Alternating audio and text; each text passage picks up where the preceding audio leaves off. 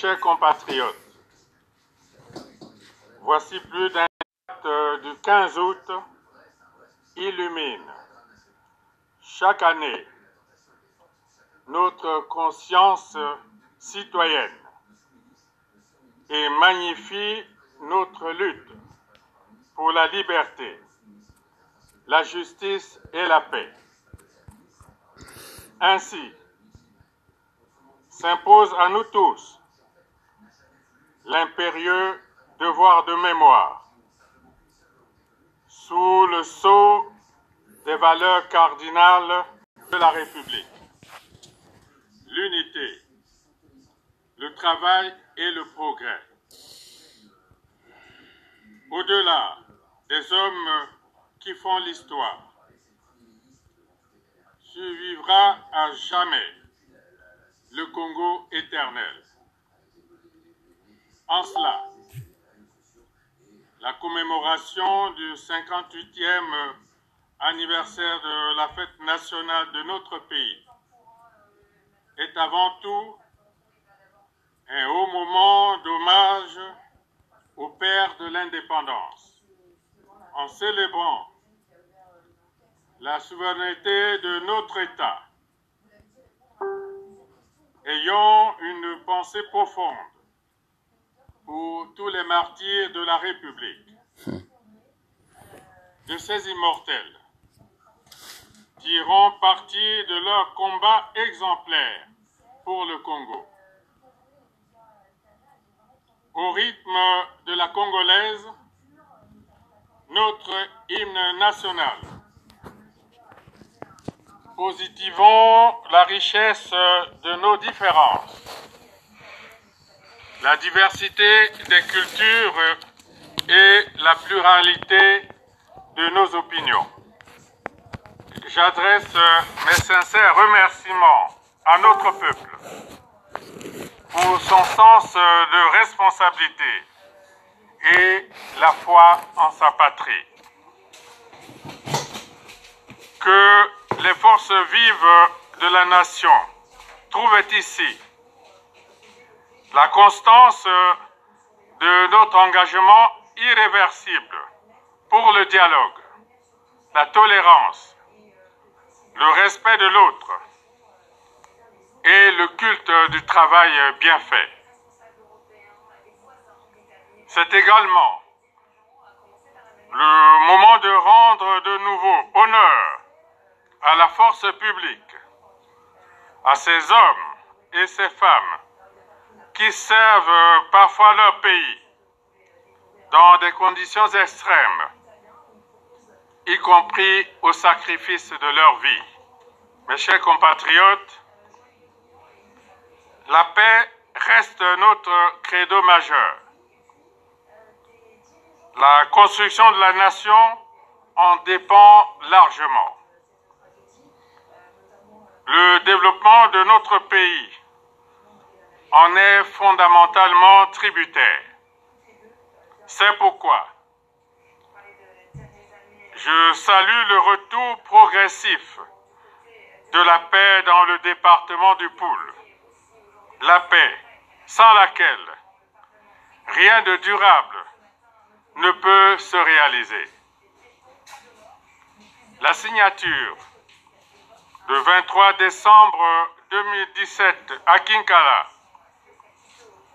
de l'accord de cessez-le-feu et de fin des hostilités dans le département du Poul en est l'une des expressions les plus éloquentes. L'avenir n'est nullement dans la violence. Il nous faut à présent réussir la phase de désarmement, démobilisation et réintégration des ex-combattants. Que les partenaires au développement qui accompagnent notre pays dans ce programme trouvent ici le témoignage vibrant de notre gratitude. En dépit, le Congo progresse avec assurance vers le développement. de plus en plus à notre portée. L'espoir reste toujours permis. Le processus de retour aux équilibres macroéconomiques se poursuit à travers, entre autres, nos différents échanges avec les partenaires au développement. C'est dans cet ordre que nous négocions avec le Fonds monétaire international dans la confiance et l'observation stricte des procédures. Les avancées actuelles invitent à plus d'optimisme et de sérénité.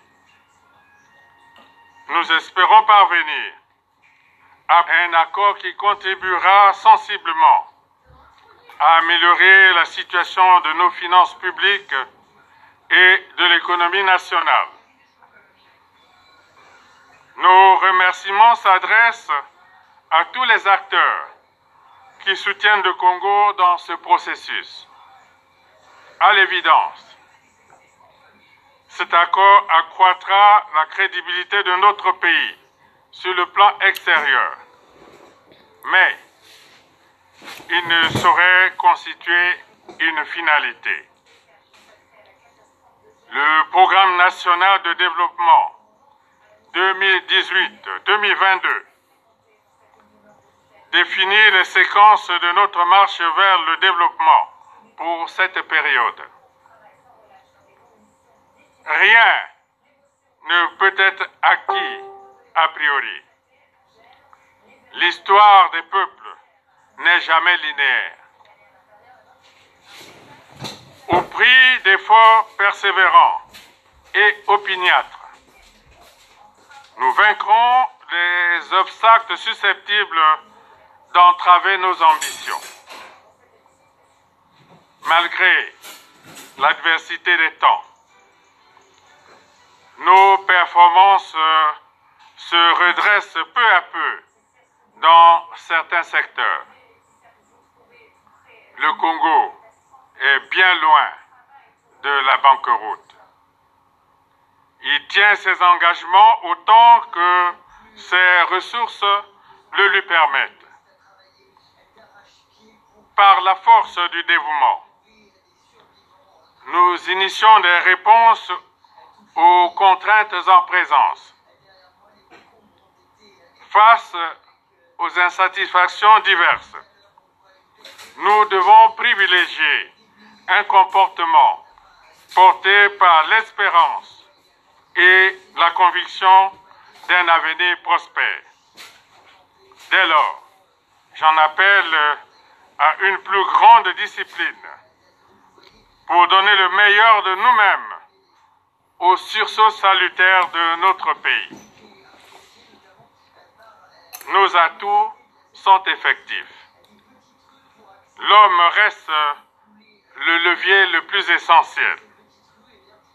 De la sorte, nous assumons toujours avec détermination la bataille pour l'éducation, la santé et l'emploi. Mes chers compatriotes, au regard des signaux qui s'accumulent, je continuerai de veiller sur les références énoncées dans mon message du 30 décembre 2017 sur l'état de la nation devant le Parlement réuni en congrès. Sans complaisance, les dispositions en vigueur s'appliqueront dans toute leur rigueur face aux antivaleurs. La promotion de la bonne gouvernance reste une exigence de tous les instants. Bonne fête de l'indépendance à tous. Vive le Congo. Je vous remercie.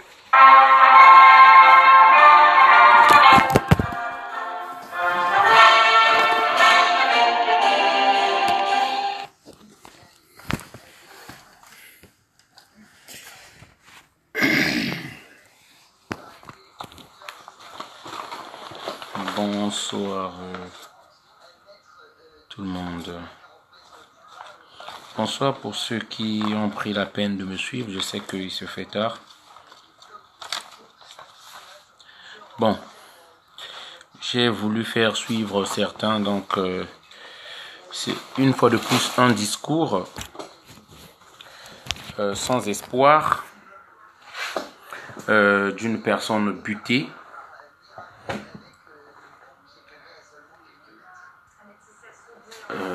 D'une personne donc de qui on ne peut s'attendre de quoi que ce soit. Voilà. Voilà à quoi est réduit notre avenir. Je tiens déjà à remercier tous ceux qui m'ont apporté leur message de soutien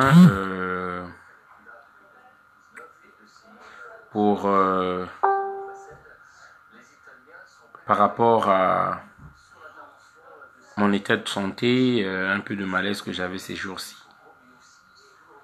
On reste fort et déterminé.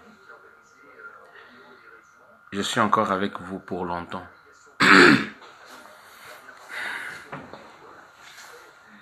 C'est pas maintenant que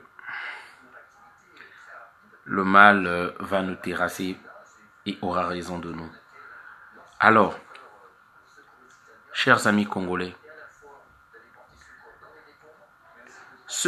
j'aimerais parler encore et expliquer pourquoi certains pensent que Donald insulte. J'insulte les Congolais, j'insulte les gens, parce que je tiens à vous dire, c'est pas un désespoir, c'est pas le cri du désespoir, c'est pas la panique, c'est pas la déception, c'est pas jeter l'éponge, non. C'est simplement ma vérité. Parce qu'avec calcul mathématique, j'entends sur la conclusion que tant que nous serons moins d'1% des Congolais qui seront prêts à se lever pour réclamer le départ de Sassou, et que 99% ou 95% sont assis, rien ne changera. Je me rends juste, je suis obligé de me rendre à la réalité, hein, d'être pragmatique. C'est ça en fait. En étant même gentil, je dis bien, nous sommes au moins 96% des Congolais, nous sommes fatigués de ça. Comme je lisais sur le post de Patrick Eric Mampouya, on est tous épuisés. On est épuisés. Tous les Congolais sont vraiment fatigués. Même ceux, soi-disant, de la majorité présidentielle, donc de la majorité qui triche, hein, n'arrivent plus à faire semblant de mentir. On est tous fatigués de ce monsieur-là. Il voulait tous les pouvoirs, il les a. C'est ce qu'il dit. Il est écrit. Il nomme et protège les siens aux postes stratégiques. Il voulait que plus personne ne bouge, il a emprisonné tout le monde. Il voulait changer de constitution, il a fait dans le sang. Il voulait une nouvelle république, il a eu. Il voulait tricher un troisième mandat. Il voulait tricher un troisième mandat. Il a eu par la force de la tricherie. Voilà.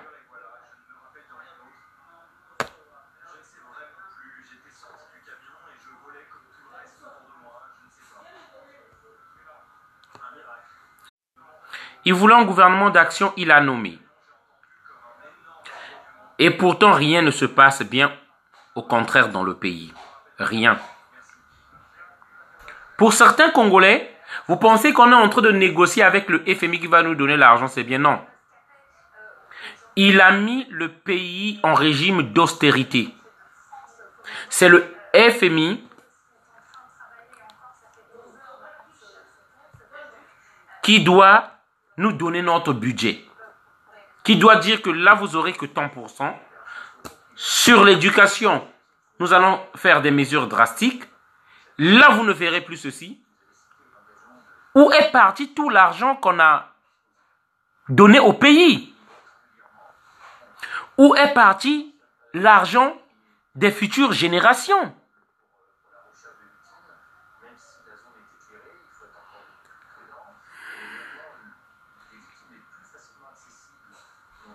Le pays s'enfonce de jour en jour.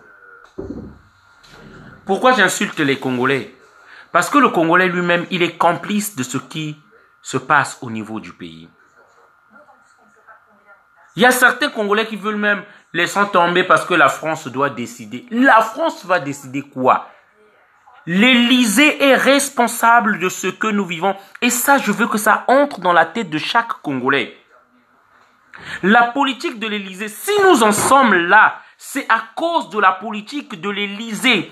De chaque président de l'Élysée qui fait passer d'abord ses intérêts personnels en avant et les intérêts de la France. Il n'a rien à voir avec le Congolais qui vient de naître, les enfants. Ils s'en foutent. Leurs multinationales installées dans nos pays sont là pour piller nos richesses, pour trouver nos matières premières au plus bas prix qu'il existe. Le Congo-Brazzaville ne produit rien, même pas une aiguille. Nous n'avons qu'à vendre nos matières premières. Et nous avons bradé nos matières premières. Nous avons gagé le pétrole pour des années à venir. Ils vont prendre ça gratuitement.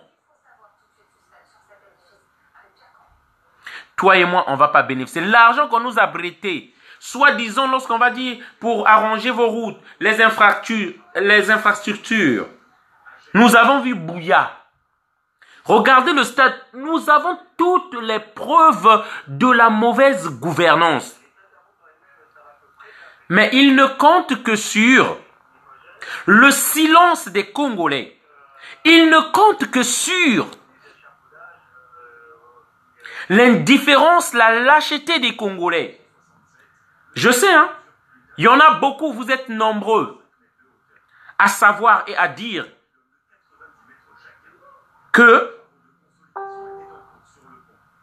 ce qu'ils font là, c'est pas juste. On veut bien parler, mais on ne peut pas parler. On va tuer tout le monde. On va nous faire... Même surtout vous qui êtes en France.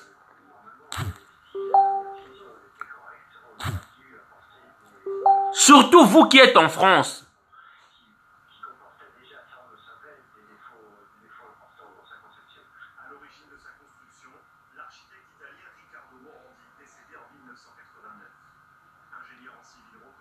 On a peur. Ceux qui disent, ah ouais, depuis que vous avez commencé votre combat là, il n'y a pas de suite et tout l'autre là. S'il n'y a pas de suite, c'est à cause de gens comme vous.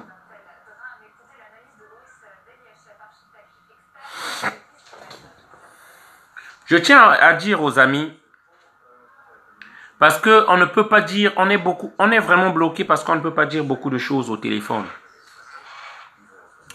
On est tellement suivi qu'on ne peut pas dire les choses au téléphone. Lorsqu'on demande même aux Congolais de participer financièrement, étant cachés, participer financièrement, il n'y a aucune caisse qui existe s'il y a de l'argent pour la résistance, pour faire quoi que ce soit, il n'y a pas.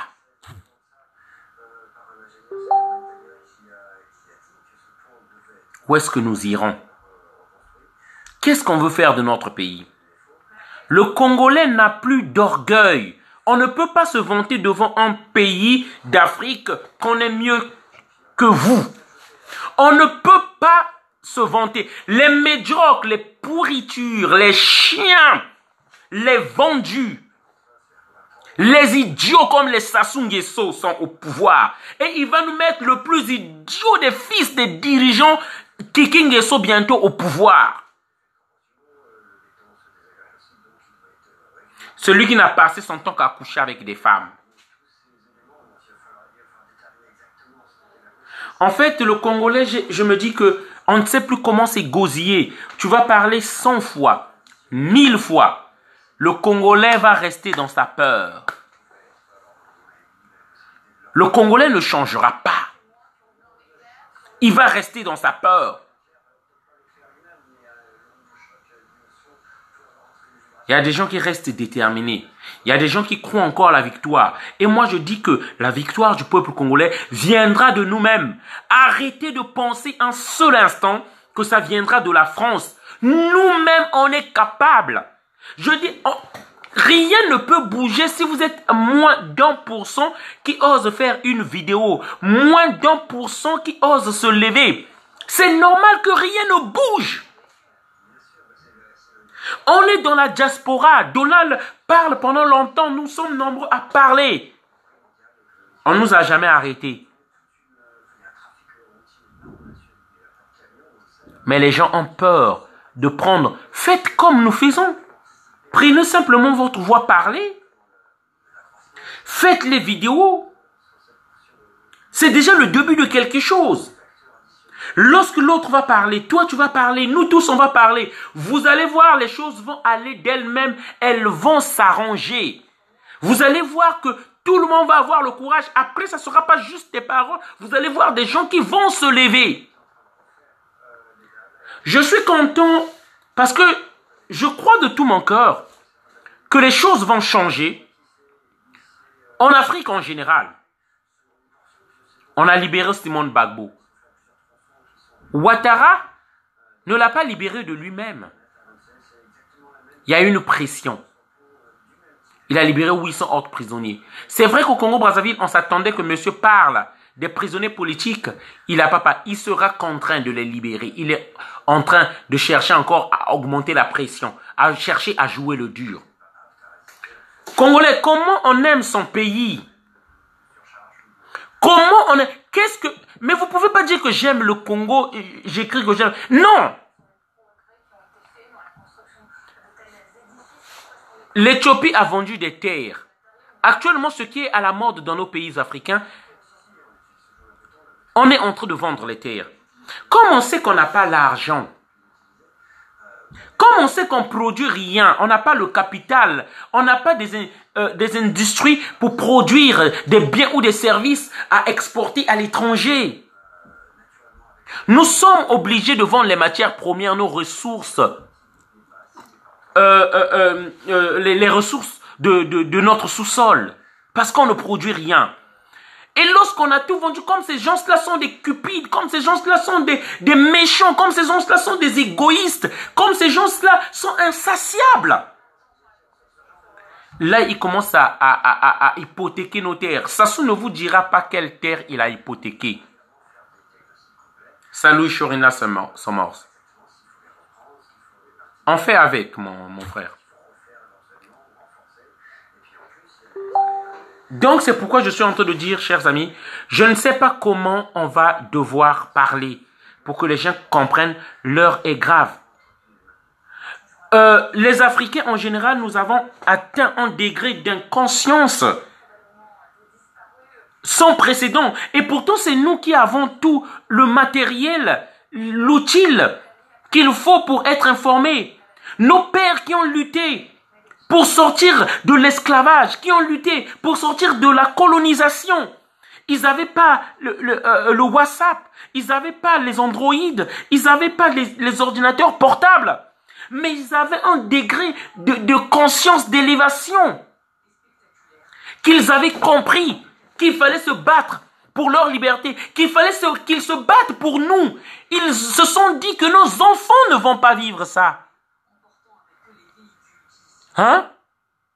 Ils se sont dit que nos enfants, si toi et moi on est libres aujourd'hui, sinon, si ces gens-là ne s'étaient pas battus, nous serons encore traités comme les indigènes.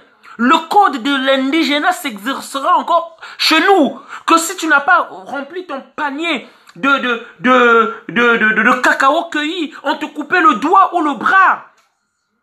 Nos pères se sont battus parce qu'ils se sont dit que nous n'allons pas vivre ça. Francis Fanon, si je me rappelle bien, qui disait que chaque génération doit trouver sa lutte. Ce pourquoi elle est là, cette génération-là. Ce pourquoi elle doit se battre. Trouver sa cause, sa lutte. Et ils ont le devoir de l'accomplir.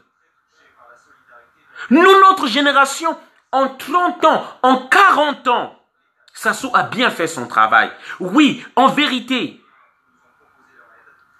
en 20 ans, on peut faire un lavage de cerveau. Notre truc à nous. On pense que c'est la récréation. Il suffit qu'on arrive en Europe, en France, tout ce qu'on a vécu en Afrique, on a oublié. C'est Gucci, c'est Coco Chanel, c'est Louboutin. On se saoule la gueule. On fait la fête, on montre que je suis le plus beau. On oublie que notre Afrique est en train de sombrer. Cherchez une jeunesse qui fait pareil. Il n'y a pas, ça n'existe qu'en Afrique.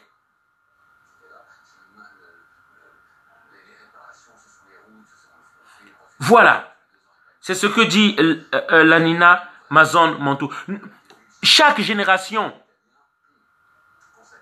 doit trouver ce pourquoi elle est là.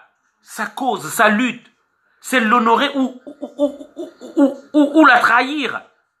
Mais nous, je vous jure qu'on est en train de trahir notre lutte.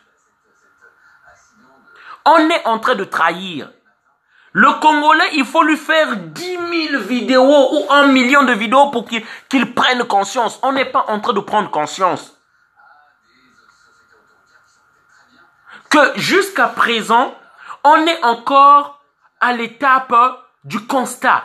Jusqu'à présent, avec Sassou, on est encore à l'étape d'éveil de conscience. Jusqu'à présent, on n'a pas encore fait un pas en avant. On n'a pas encore fait vraiment des actes pour faire changer quoi que ce soit. Si Sassou ne parle pas des prisonniers politiques, parce qu'il n'a pas peur du peuple congolais. Un peuple de moutons fait naître des gouvernements de loups.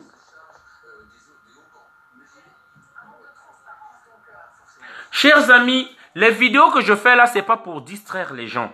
Les vidéos que je fais là,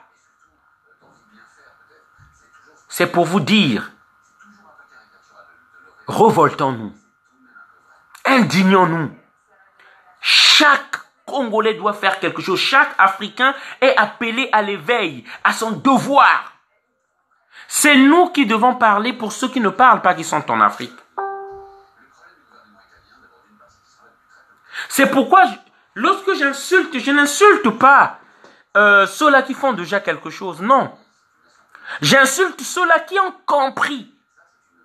Mais la lâcheté prend le dessus.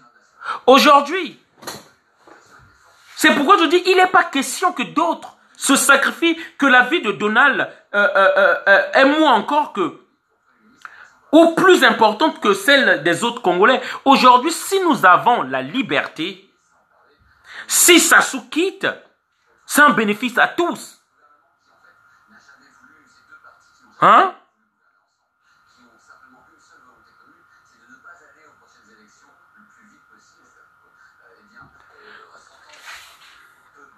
Donc c'est pourquoi je suis en train de dire, chers amis, je fais appel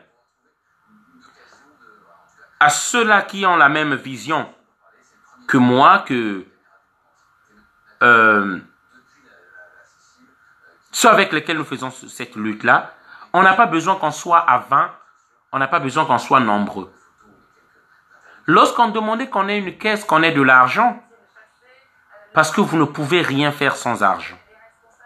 Moi, je ne serai pas de ceux-là qui vont accepter que cette lutte-là se calme sur la place de Paris. Jamais.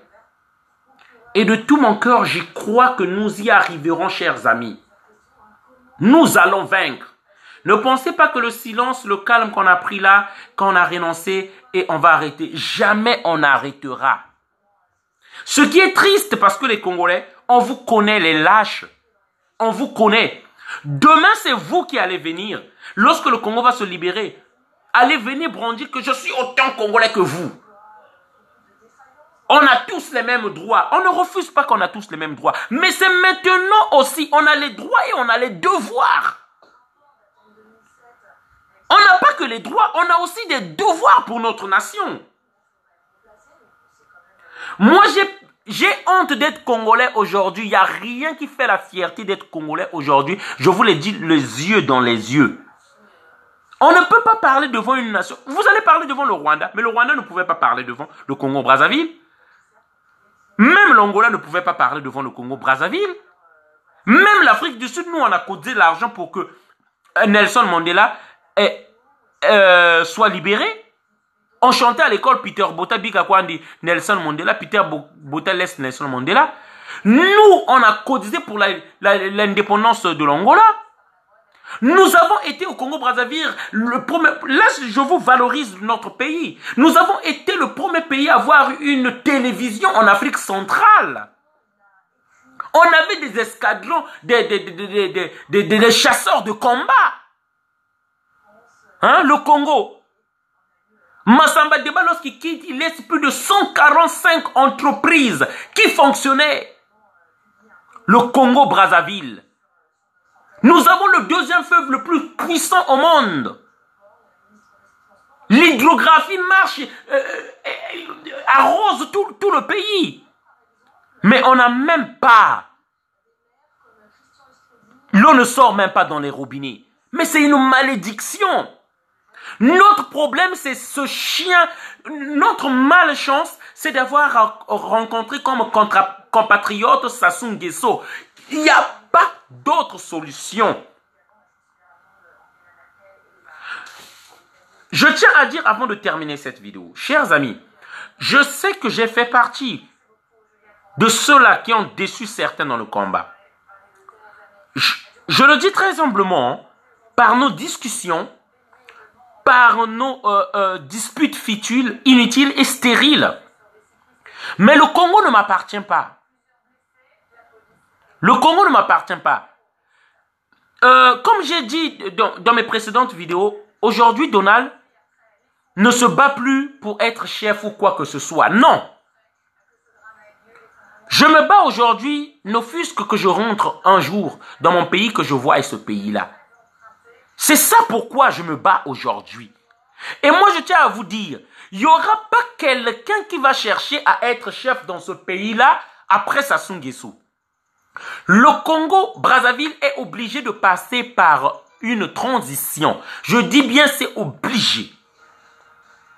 C'est pourquoi je n'ai pas, pour ceux qui vont suivre cette vidéo, je n'ai pas à vous montrer c'est Mokoko qui va être président.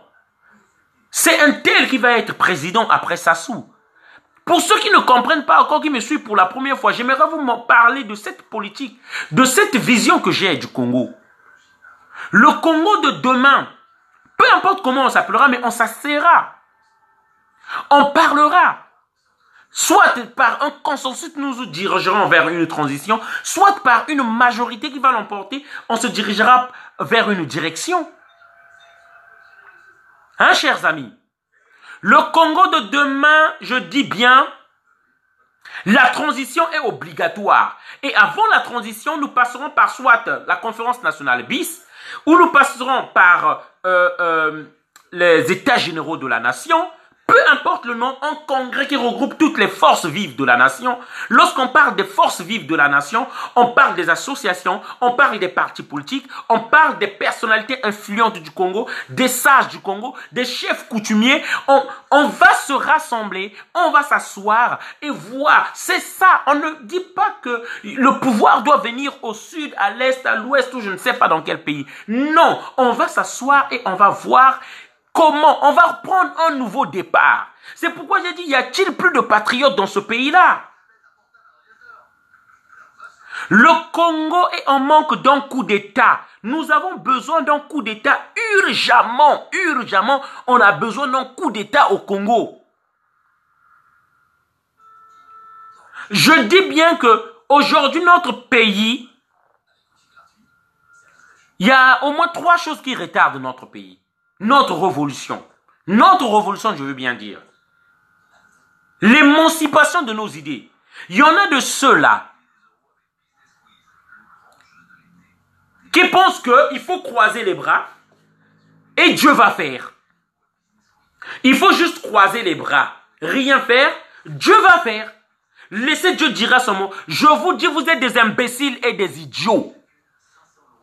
Je vous le dis, allez-y me réclamer chez Dieu ou chez Jésus, allez-y.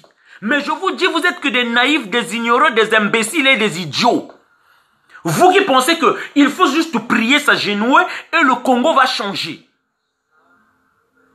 Combien d'années, je vous rappelle qu'il a fait son coup de tête depuis 21 ans. Combien de Congolais sont morts? Combien de fois vous avez badigeonné le sang de Jésus au Congo? Qu'est-ce qui a changé? C'est pour vous dire que vous avez juste mal compris Dieu. C'est vous qui avez mal compris Dieu. C'est vous qui avez mal compris Dieu. Dieu nous demande d'agir, de prier, bien sûr, parce que moi aussi je prie. Dimanche, j'étais à l'église, mais il faut agir. Il y a cette idée-là, où on pense que toute autorité vient de Dieu, que ça soit là par la volonté de Dieu. C'est triste. Il y a cette idée-là, où des gens qui pensent que c'est la France qui décide pour le pouvoir du Congo-Brazzaville, et que c'est à la France de décider. Ceux qui reviennent à dire que nous n'avons rien à faire, il faut s'attendre tout de la France. C'est de la lâcheté. Ça aussi, c'est ça qui nous freine. On ne s'en sortira pas. Et encore autre chose, l'égoïsme. Comme ça n'arrive pas à nous, ça n'arrive qu'aux autres. Tant que ce n'est pas encore arrivé chez moi, ça n'arrive qu'aux autres. Ce n'est pas mon problème. Il n'y a pas l'empathie. Il n'y a pas la solidarité. Il n'y a pas l'amour. Il n'y a pas la fraternité.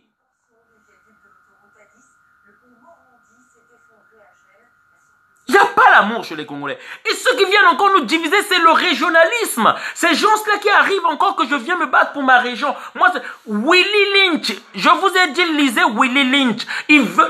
C'est un blanc esclavagiste qui avait dit, nous allons diviser les Noirs par leurs petites différences qu'ils ont. Soit par leur lieu de naissance. Moi, je suis né à Gamboma. Moi, je suis né à Oyo. Moi, je suis né à Edou. Moi, je suis né à Kinkala. On n'est pas pareil. C'est pas le même peuple. C'est ça.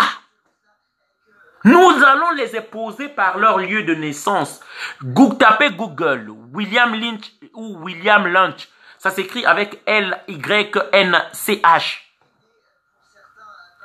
Si vous ouvrez ma veine là, vous ouvrez là, le sang qui sortira, il sera rouge. Comme le sang du Vili qui est à Pointe-Noire. Comme celui qui est au nord du pays. Lorsque vous avez la mentalité qu'a le Congolais au Congo-Brazzaville, que ce soit au sud ou au nord, c'est à peu près la même mentalité qu'a le Congolais qui est au sud, au nord ou je ne sais où. C'est la même mentalité. Le problème du Congo, ne ratez pas, vous n'arrivez pas à enlever ça, soit vous cherchez des solutions ailleurs, il faut qu'on fasse ceci. Non, le problème du Congo se résume sur le départ de Sassou. Unissons-nous pour faire partir Sassou. Alors, chers amis, c'est pourquoi je dis, je regrette, je le dis bien, je ne suis qu'un homme, Donald a ses défauts. Mais Donald ne doit pas vous empêcher à rester dans la lutte, à proposer vos idées, ou à appliquer vos idées, ou à agir. Un conseil, agissez, n'attendez plus qui que ce soit pour agir. C'est ce que moi je fais. Si les gens connaissent Donald aujourd'hui, parce que j'ai pris mes responsabilités, lorsque j'ai vu les plus intelligents que Donald n'ont pas fait, ils ne sont pas allés en Afrique, parce que je sais qu'il y en a beaucoup qui sont plus intelligents que Donald, beaucoup qui sont plus forts que Donald, beaucoup qui sont plus courageux que Donald. Comme ils n'ont pas pris leurs responsabilités, moi j'ai pris mes responsabilités et je suis parti devant. Ça ne veut pas dire que je suis le plus fort, le plus courageux, le plus intelligent. J'ai dit juste que je prends mes responsabilités parce que eux ils ne le prennent pas. La nature a horreur du vide. Donc je voudrais dire que je regrette. Vous ne devez pas regarder Donald devant et qui doit être celui qui va vous motiver ou vous décevoir dans ce combat-là. Faites-le pour vous-même et pour le Congo que vous aimez. Mais j'appelle à mes amis, à ceux-là avec lesquels nous faisons le combat, que nous réfléchissons ensemble, il faut qu'on s'asseye. Au cas par cas, Charlin Bindika, Colonel McCoy.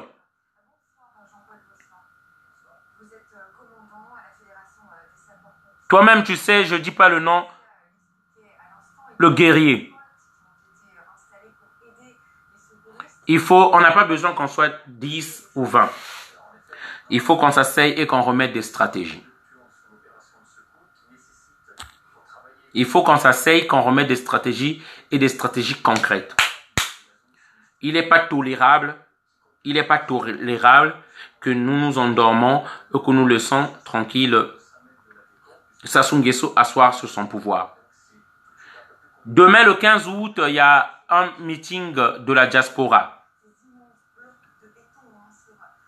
Pour le 15 août, pour dénoncer ces pseudo-indépendances qu'on a données, pour donner un message fort à Sassou Nguesso. Ça se passe à Gennevilliers. Donc, à l'hôtel Campanile de Gennevilliers.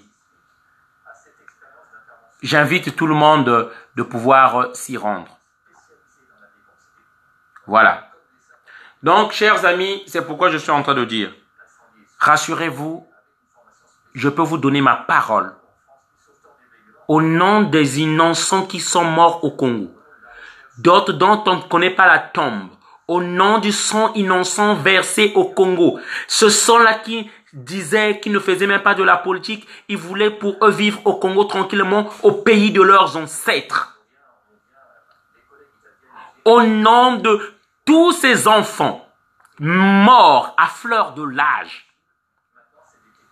au nom de ceux-là qui se sont battus pour la libération de ce pays-là, pour que ce pays-là trouve la paix, au nom du sang qui continue à se verser, ce sont innocents, au nom des cris innocents de douleur, qui n'ont jamais rien fait. Je n'arrêterai pas ce combat. Je ne l'arrêterai pas. Je vous invite encore, chers amis. Cette lutte commence aussi par le partage de ces vidéos. Cette lutte, elle est la tienne. Elle est la mienne. C'est un devoir que nous avons de perpétuer cette lutte. Cela ne dépend pas juste de toi et de moi, mais de notre existence en tant que peuple Congo, en tant que peuple congolais. Nous fûmes un grand royaume qu'on a détruit, divisé, emmorcelé. C'est devenu les pays l'Angola. C'est devenu le pays, la RDC, le Congo RDC. C'est devenu le Congo Brazzaville. Ils vont encore nous emmorceler. Ils sont en train de nous imposer des dictateurs, des marionnettes, qui nous poussent à quitter nos terres. Le but c'est quoi? Le projet c'est quoi? Nous tous, on va quitter le Congo. Qui va rester là-bas alors? Qui va construire le Congo? C'est quoi notre projet? C'est quoi notre avenir? En tant que peuple, en tant que nation. Lorsque les Sassou, les Bouya auront pris l'argent volé, mis dans les paradis fiscaux, auront hypothéqué la terre et vont attendre que leur mort. Et lorsque nous cherchons à aller vivre là-bas, la terre a été vendue, on n'a plus de pays. En France, on va nous expulser. Au Congo, on va nous expulser. Chers amis, ce que je dis, il y a une grande part de vérité là-dedans. Mais s'il n'y a pas une grande part de vérité, sur 1 kilo de mensonge, il y a au moins 10 grammes de vérité. C'est notre pays. Osons partager la vidéo. Osons partager la vidéo. Osons nous engager pour participer même. Je ne fais pas grand-chose. Donnez 5 € à Roland Nitou, à ceux qui se battent, à ceux à qui vous croyez qui fait le combat. Donnez-lui les 5 €. Participez.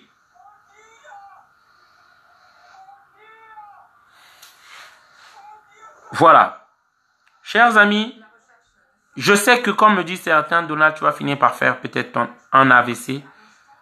Mais je pense que ce peuple-là, je sais que vous êtes devenus indifférents, vous êtes habitués. Pour vous, c'est un rituel d'écouter ceci.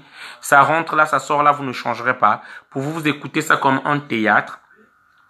Vous suivez ça comme désormais un divertissement. Ça n'a plus le même impact. Mais je vous dis, lorsque tu t'occupes pas de la politique n'a pas besoin de ton avis pour s'occuper de toi.